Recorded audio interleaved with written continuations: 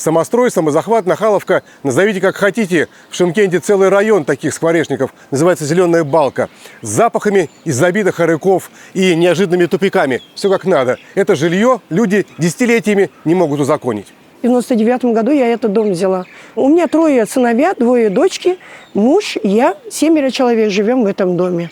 Но говорят, снос будет, если снос будет. Конечно, я надеюсь, что мы на улице не останемся. А есть люди, которые переживают, я без переживаний живу. А если мне 50 миллионов дадут, я рада.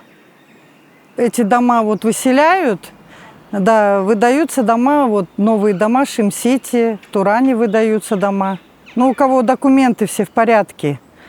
Ну, то, что я знаю, то, что вот приезжает сюда Аким, выдает ключи, вот это я знаю. Все будут сносить же.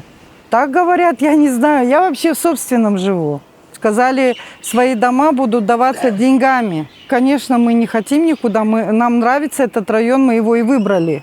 Я здесь прожила 21 год. Я даже не закрываюсь. Ко мне еще никто не вломился. Не зашел, здесь нормально, тихое место. Мы здесь живем как в центре. Вот базар, 2 остановки, вот вокзал.